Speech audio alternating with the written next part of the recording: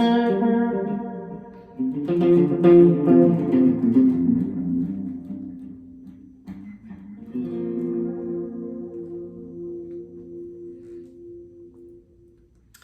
tal? Hoy día quería hablar un poco sobre los diferentes efectos que podemos utilizar a la hora de tocar la guitarra eléctrica. Voy a hacer una serie de videos hablando de diferentes tipos de efectos, cómo usarlos, en qué situación funcionan mejor.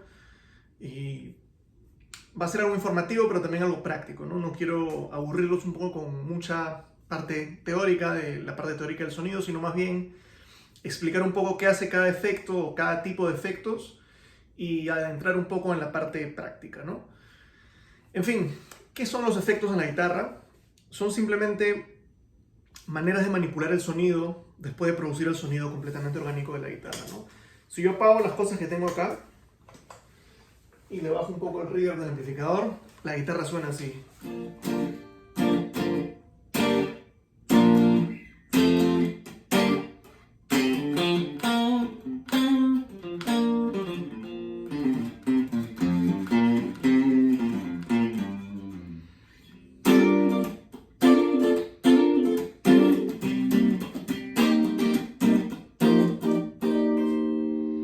No es un sonido desagradable para nada, pero es un sonido bastante simple, diría yo, ¿no?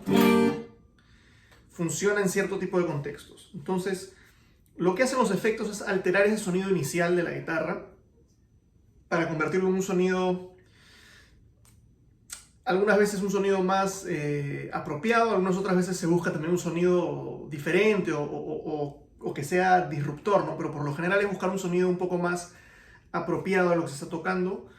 Esto se va a lograr haciendo diferentes cosas con la señal, ¿no? Una de esas va a ser subir el volumen, subir la ganancia, agregar efectos de modulación, agregar efectos basados en el tiempo, comprimir la onda, etc., ¿no? Entonces voy a prender nuevamente los efectos que tengo prendidos, subirle un poco al efecto del amplificador y tengo nuevamente...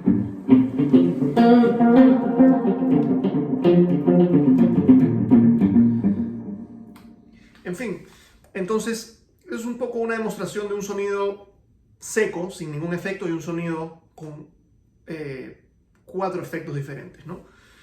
En este caso tengo un compresor, tengo un boost, tengo un delay y tengo reverb del amplificador, ¿no? Entonces tengo 4 diferentes efectos que combinados dan un sonido, el cual a mí me resulta bastante agradable o apropiado para lo que algunas cosas, ¿no? Entonces es un poco eso, son como diferentes elementos que vamos a combinar que van a ayudar a cambiar un poco el sonido original de la guitarra de frente al amplificador y van a agregar diferentes variedades al sonido. Antes de entrar un poco en los efectos en sí, a mí me gusta pensar en esto como cocinar. Son diferentes ingredientes que en cierto momento van a funcionar, ¿no? Cuando uno hace un postre, puede echarle un poco de sal a veces para balancear, pero no le vas a echar un montón de sal. Cuando uno cocina una carne, no le vas a echar azúcar, ¿no? Son cosas como básicas, pero sí, son como ingredientes que vamos a utilizar para, entre comillas, condimentar un poco el sonido, ¿no? Recuerden que al final el objetivo es simplemente conseguir un sonido, no quiero decir bonito, no quiero decir hermoso ni nada, sino conseguir el sonido que uno tiene en mente, ¿no? En ciertos estilos el sonido que uno tiene en mente es agresivo, es como decía antes, hasta disruptivo, ¿no? Algo así incluso difícil de escuchar, pero ese es el objetivo, ¿no? Entonces algunos efectos van a hacer eso. Algunos otros efectos simplemente van a agregar ciertas cosas, ciertos pequeños detalles y van a complementar lo que tocamos, ¿no? Obviamente el efecto nos va también a ayudar a tocar de una u otra manera, también permite un poco eso. Entonces quiero hablar un poco sobre los diferentes tipos de efectos, sus orígenes y todo eso, ¿no? Voy a entrar en mayor profundidad en cada video, pero en general, el primer uso de algún tipo de efecto fue cuando los amplificadores a tubos antiguos, ¿no? De los 50s, cuando se rompían o cuando una de las válvulas empezaba a saturar, los guitarristas pasaban de tener un sonido completamente limpio a un sonido con un poco de overdrive.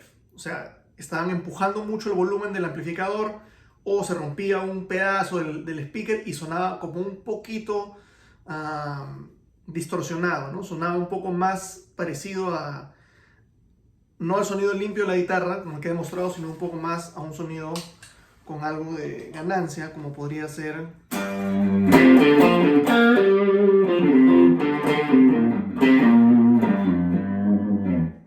Eso sucedía cuando, no con tanta ganancia, sino con un poco menos de repente. Esto lo he producido con un pedal y ya hablaremos cómo hay diferentes tipos de efectos y empaques de los efectos. Pero esa fue como la primera experiencia de los guitarristas, ¿no? Por error se rompía un parlante o un tubo salía un poquito y sonaba como un poco más, con mayor ganancia, que es un sonido que tiene más armónicos, que es un sonido muy característico del rock. Entonces los músicos empezaron a buscar ese sonido, a modificar los amplificadores. Luego vinieron compañías que empezaron a hacer dispositivos pequeños, que llamamos pedales, que generaban ese sonido en el amplificador, ¿no? Los pedales se ven más o menos así. Son tamaños relativamente pequeños.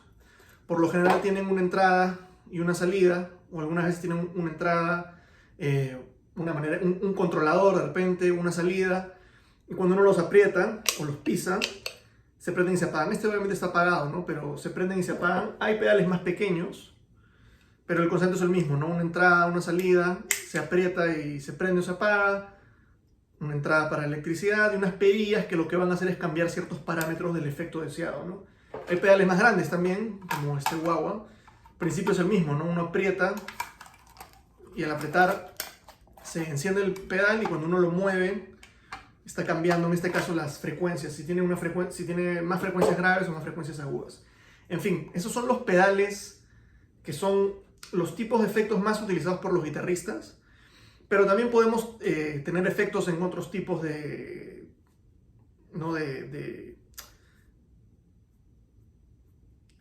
objetos, ¿no? Podemos tener los efectos, por ejemplo, en racks. Es lo mismo, pero en lugar de tener el pedal tenemos un rack y tenemos una especie de controlador para eso. Eso fue muy famoso en los 80, sobre todo con los efectos de delay y de modulación.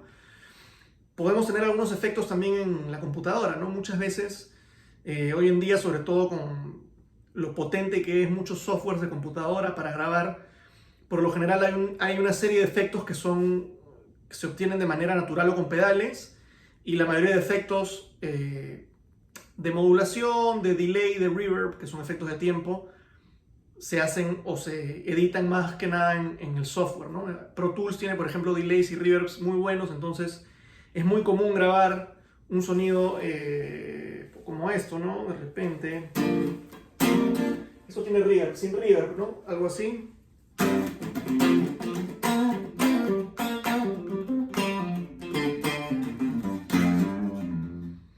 Y en Pro Tools decir, bueno, voy a agregar un poco de reverb, voy a agregar un poco de delay.